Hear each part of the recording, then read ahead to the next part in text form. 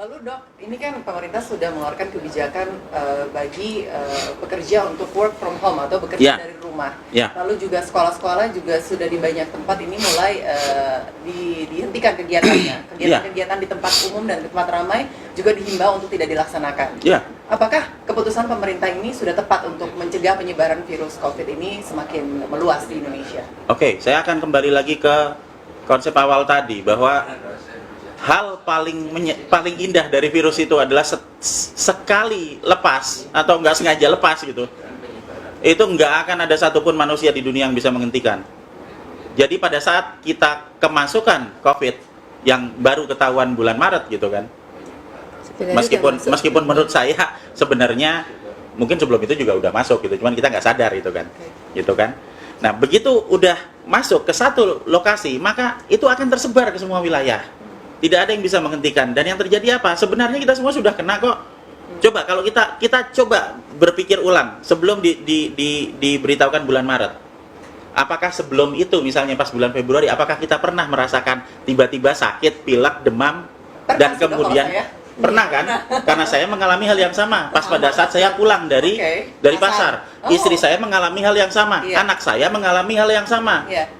Hampir sebagian besar orang mengalami hal yang sama, tapi baru ketahuan kan bulan Maret. Nah pertanyaannya, kok kita bisa ngobrol-ngobrol di sini nggak ada yang mati?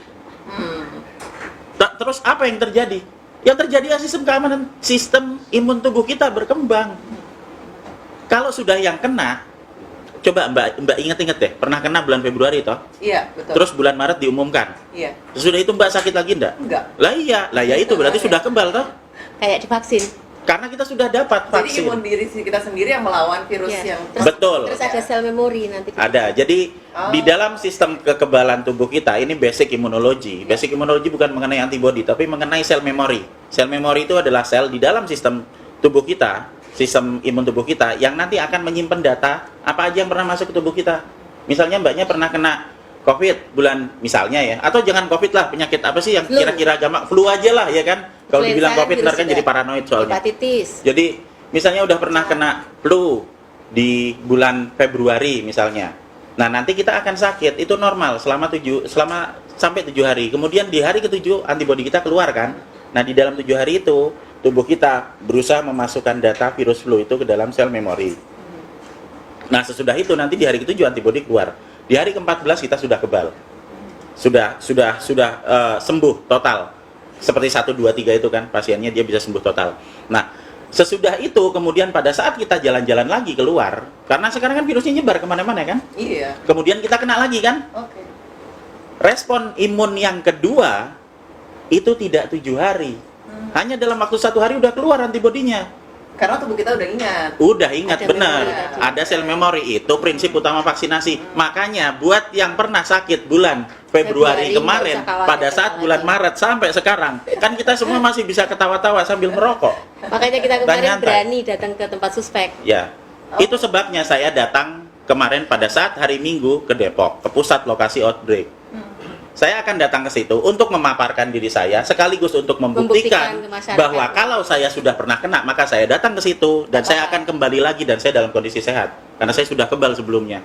Ini ya dalam tanda kutip sebenarnya ya penelitian pribadi, tapi saya sering melakukan itu untuk banyak wilayah wabah virus, dan beberapa kali saya dengan sengaja memaparkan diri saya terhadap virus supaya saya bisa ngerti efeknya kayak gimana gitu, dan kita semua masih berbahagia dan bisa bincang-bincang sampai sekarang.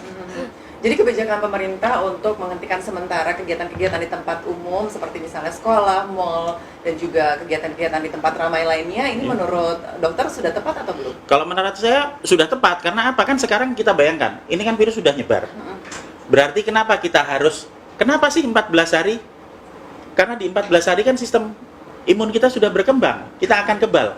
Orang yang sudah pernah kena akan beristirahat di rumah dan mengurangi paparan virus yang masuk ke dalam, sehingga dia sudah pernah kena nih sedikit, dia akan bisa mengembangkan sistem antibodinya untuk lebih banyak dan lebih mudah karena nggak kena lagi di sana.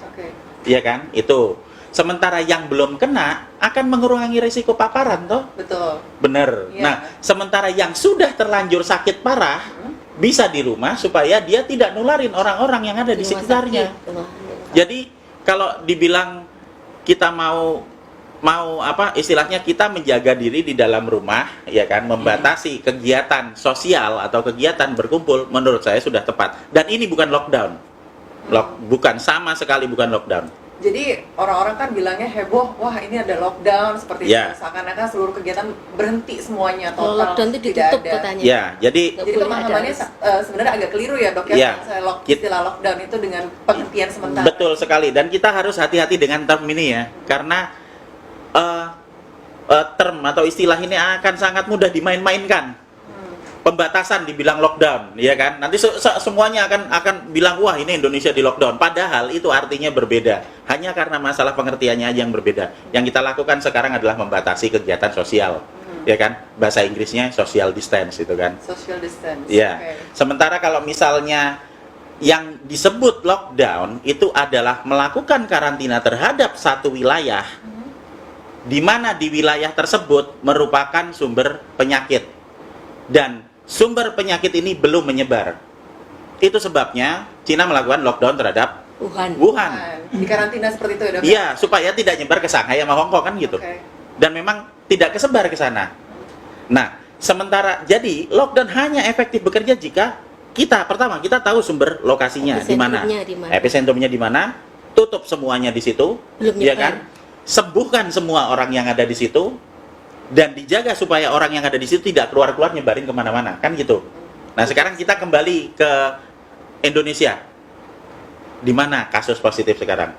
Jakarta, Bandung, Semarang, Solo, udah nyebar kemana-mana. Nah apa yang mau di lockdown? Udah nyebar kemana-mana. Kita tidak bisa melakukan lockdown untuk kasus di mana penyakit sudah terlanjur menyebar. Yang bisa kita lakukan adalah kita berusaha untuk mengajari, mengedukasi setiap warga, setiap rakyat Indonesia yang ada supaya sadar bahwa jika mereka sakit apa yang harus dilakukan secara mandiri. Vitamin E, vitamin C itu murah, sabun ada banyak di mana-mana. Kita semua bisa meningkatkan kualitas kesehatan kita, plus kita akan bisa untuk membasmi virus yang ada di lapangan kalau kita kerjakan bareng-bareng. Karena kita nggak bisa menggantungkan sekian banyak rakyat hanya untuk beberapa rumah sakit yang malah akan tambah bikin chaos. Inti dari wabah ini sebenarnya kan ada di penyakitnya. Efek yang berlanjut, chaos, teror, panik yang ada di kepala, yang sebenarnya hal yang ditakutkan itu nggak pernah terjadi. Kita membayangkan kayak yang di video-video orang pada mati gelimpangan, sementara begitu kita sadar tidak lihat HP nih, kita keluar, kita beli mie ayam di depan dan nggak ada orang mati di luar. Padahal sudah terbukti video itu hoax, tapi tetap aja masyarakat karena ada ketakutan berlebihan itu ya dok ya. Kalau karena terus menerus. Jadi kalau saya bilang di depan sana itu nanti di bawah pohon itu kan nanti ada kuntilanak tuh ya. Kalau kita semua nanti ke sana, nanti kita akan dicekek sama kuntilanak. Saya akan bilang itu setiap 2 jam sekali. Sampai anak cucu. Semua orang di kantor ini nggak ada yang berani lewat situ. Padahal kalau kita datang ke situ kuntilanaknya juga nggak ada.